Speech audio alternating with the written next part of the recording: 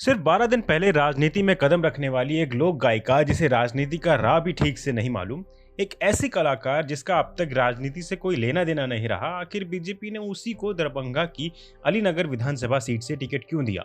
जब पार्टी चाहती तो वह उसी उम्मीदवार को टिकट दे सकती थी जिसने पिछले विधानसभा चुनाव में यहां से चुनाव लड़ा था और जीता भी था। तो चलिए इस समझने की कोशिश करते हैं, आखिर बीजेपी ने मैथिली ठाकुर को ही अलीनगर से उम्मीदवार क्यों बनाया।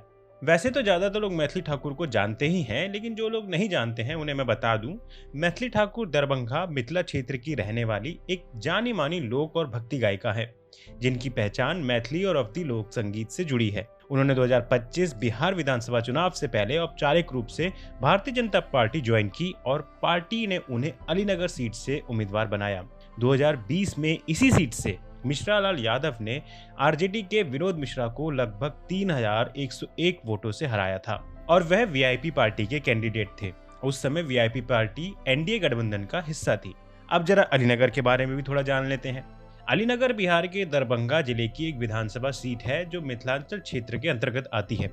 अलीनगर सीट का सामाजिक ढांचा बिहार के बाकी हिस्सों की तरह जातीय संतुलन पर टिका है। यहाँ यादव, राजपूत, ब्राह्मण और मुस्लिम 4 प्रमुख समूह हैं। यादव मतदाता परंपरागत रूप से आरजेडी के साथ माने जाते हैं और मुस्लिम वोट भी अक्सर उसी गठबंधन में जाता है, जबकि ब्राह्मण और ठाकुर समुदाय आमतौर पर बीजेपी और एनडीए खेमे के समर्थक रहे हैं। अब आते हैं हमारी वीडियो के मुख्य उद्देश्य पे कि आखिर मैथिली ठाकुर को ही बीजेपी ने क्यों चुना। हमारी टीम ने इस पर रिसर्च किया और कुछ कारण जो हमें लगते हैं कि बीजेपी द्वारा मैथिली ठाकुर को चुनने के। हम गलत भी हो सकते हैं, अगर आपको ऐसा लगे तो प्लीज अपनी राय हमें कमेंट सेक्शन में जरूर दें।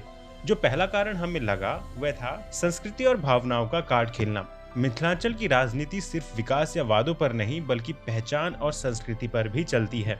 मैथिली ठाकुर उस क्षेत्रीय पहचान की जीवित प्रतीक हैं, जो भगवान सीता के जन्म स्थान मिथिला से जुड़ी है।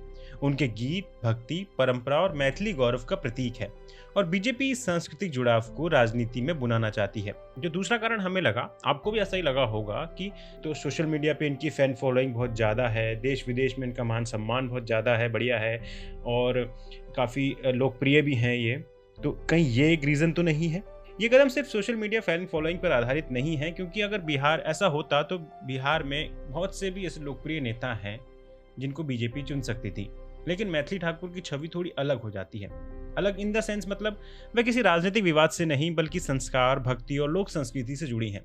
प्रभात खबर की एक रिपोर्ट के मुताबिक वह एनडीए की ओर से चुनाव की सबसे कम उम्र की उम्मीदवार हैं।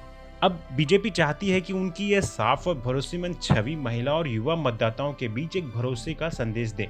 जो तीसरा कारण जो हमें लगा वह राजनीतिक विस्तार से जुड़ा हो सकता है। मिथिलांचल में अब तक आरजेडी और जेडीयू का दबदबा रहा है। बीजेपी यहाँ संस्कृति के साथ विकास का नया नैरेटिव बनाना चाहती है और अलीनगर इस मिशन का पहला स्टेप है। अगर मैथिली ठाकुर यहाँ सफल होती हैं तो बीजेपी को दरभंगा, बेनीपट्टी और जाले जैसे इलाकों में सांस्कृतिक अपील और युवा वोट दोनों मिल सकते हैं। तो क्या बीजेपी का ये संस्कृति वाला दाव सफल होगा? क्या मिथिला की बेटी मैथिली ठाकुर अलीनगर में जाति और सांस्कृतिक दोनों समीकरण साध पाएंगी, या फिर पारंपरिक यादव मुस्लिम समीकरण एक बार फिर आरजेडी को बढ़त दिला देगा? आपकी राय क्या है हमें कमेंट सेक्शन में जरूर बताइएगा। अगर आपको ये वीडियो अच्छा लगा हो तो लाइक, कमेंट, शेयर, सब्सक्राइब जरूर कीजिएगा।